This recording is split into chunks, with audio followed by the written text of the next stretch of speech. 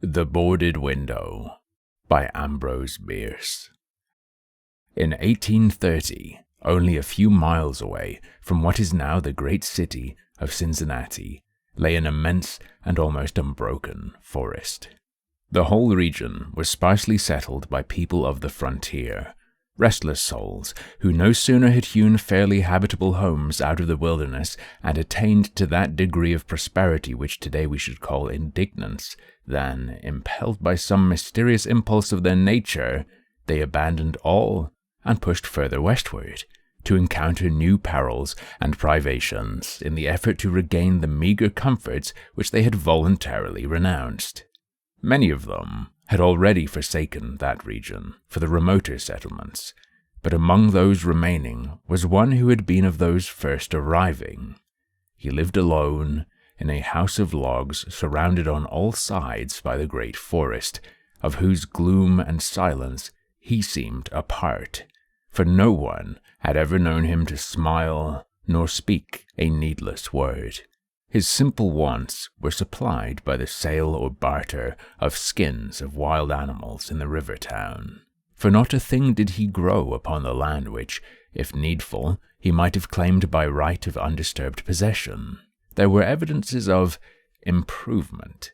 A few acres of ground immediately about the house had once been cleared of its trees, the decayed stumps of which were half concealed by the new growth that had been suffered to repair the ravage wrought by the axe. Apparently, the man's zeal for agriculture had burned with a failing flame, expiring in penitential ashes. The little log house, with its chimney of sticks, its roof of warping clapboards weighted with traversing poles, and its chinking of clay, had a single door and, directly opposite, a window. The latter, however, was boarded up. Nobody could remember a time when it was not, and none knew why it was so closed.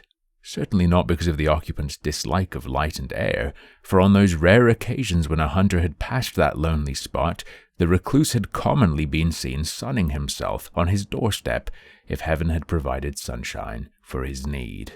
I fancy there are few persons living today who ever knew the secret of that window. But I am one, as you shall see. The man's name was said to be Murlock. He was apparently 70 years old, actually about 50. Something besides years had had a hand in his aging. His hair and long full beard were white, his grey, lustreless eyes sunken. His face singularly seamed with wrinkles which appeared to belong to two intersecting systems. In figure, he was tall and spare, with a stoop of the shoulders, a burden-bearer. I never saw him. These particulars I learned from my grandfather, from whom also I got the man's story when I was a lad. He had known him when living nearby in that early day. One day, Murlock was found in his cabin, dead. It was not a time and place for coroners and newspapers, and I suppose it was agreed that he had died from natural causes, or I should have been told, and should remember. I know only that with what was probably a sense of the fitness of things, the body was buried near the cabin, alongside the grave of his wife, who had preceded him by so many years that local tradition had retained hardly a hint of her existence. That closes the final chapter of this true story, excepting, indeed, the circumstance that many years afterwards, in company with an equally intrepid spirit, I penetrated to the place and ventured near enough to the ruined cabin to throw a stone against it, and ran away to avoid the ghost which every well-informed boy thereabout knew haunted the spot. But there is an earlier chapter, that supplied by my grandfather. When Murlock built his cabin, and began laying sturdily about with his axe to hew out a farm, the rifle meanwhile his means of support, he was young, strong, and full of hope. In that eastern country whence he came, he had married, as was the fashion, a young woman in all ways worthy of his honest devotion, who shared the dangers and privations of his lot with a willing spirit and light heart. There is no known record of her name. Of her charms of mind and person, tradition is silent, and the doubter is at liberty to entertain his doubt. but God forbid that I should share it. Of their affection and happiness there is abundant assurance in every added day of the man's widowed life. For what but the magnetism of a blessed memory could have chained that venturesome spirit to a lot like that? One day, Murlock returned from gunning in a distant part of the forest to find his wife prostrate with fever and delirious. There was no physician within miles, no neighbor, nor was she in a condition to be left to summon help. So he set about the task of nursing her back to health. But at the end of the third day, she fell into unconsciousness, and so passed away, apparently, with never a gleam of returning reason. From what we know of a nature like his, we may venture to sketch in some of the details of the outline picture drawn by my grandfather. When convinced that she was dead, Murlock had sense enough to remember that the dead must be prepared for burial. In performance of this sacred duty, he blundered now and again, did certain things incorrectly, and others which he did correctly were done over and over. His occasional failures to accomplish some simple and ordinary act filled him with astonishment, like that of a drunken man who wonders at the suspension of familiar natural laws. He was surprised, too, that he did not weep, surprised and a little ashamed. Surely it is unkind not to weep for the dead. Tomorrow, he said aloud, I shall have to make the coffin and dig the grave, and then I shall miss her, when she is no longer in sight. But now, she is dead, of course, but it is all right. It must be all right, somehow. Things cannot be so bad as they seem. He stood over the body in the fading light, adjusting the hair and putting the finishing touches to the simple toilet, doing all mechanically with soulless care. And still through his consciousness ran an undersense of conviction that all was right, that he should have her again as before, and everything explained. He had no experience in grief. His capacity had not been enlarged by use. His heart could not contain it all, nor his imagination rightly conceive it. He did not know he was so hard struck that knowledge would come later, and never go.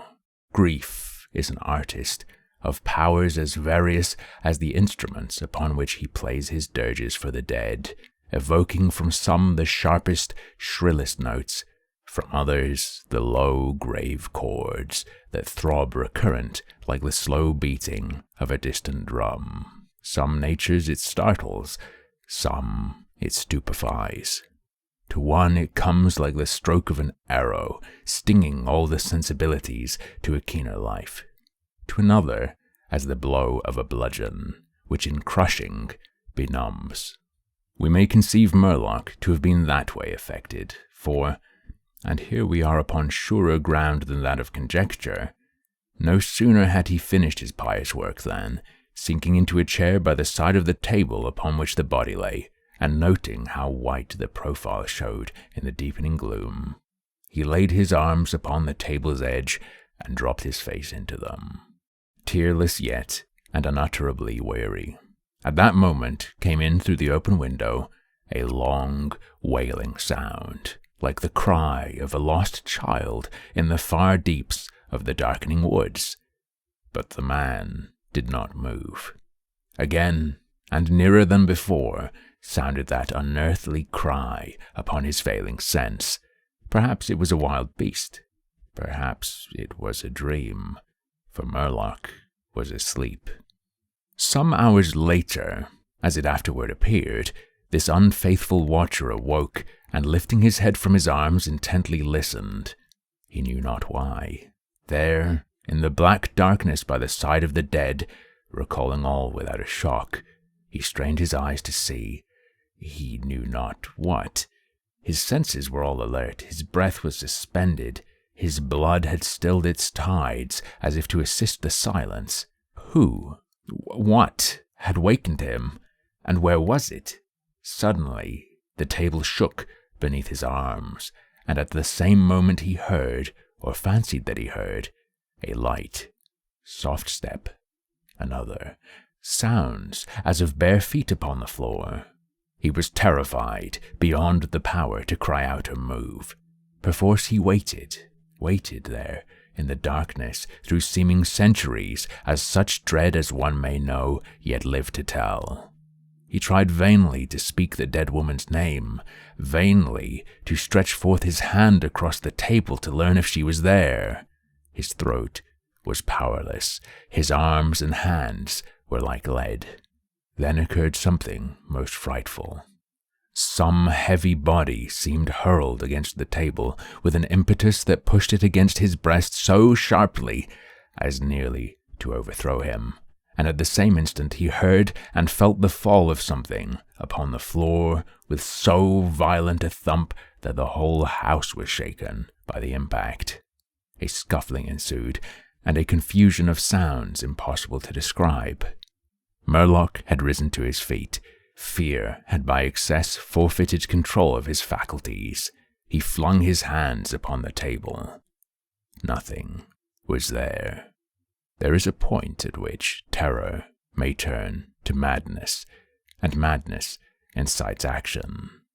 With no definite intent, from no motive but the wayward impulse of a madman, Murlock sprang to the wall, with a little groping seized his loaded rifle, and without aim, discharged it.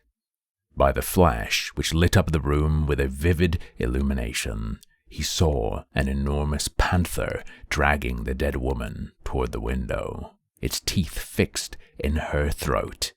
Then there were darkness blacker than before, and silence, and when he returned to consciousness, the sun was high, and the wood vocal with songs of birds.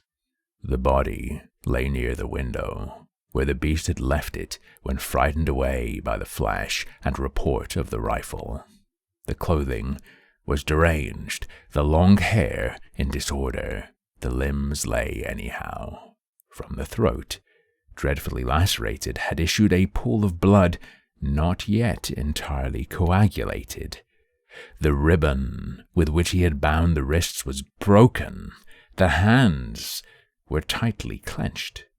Between the teeth was a fragment of the animal's ear.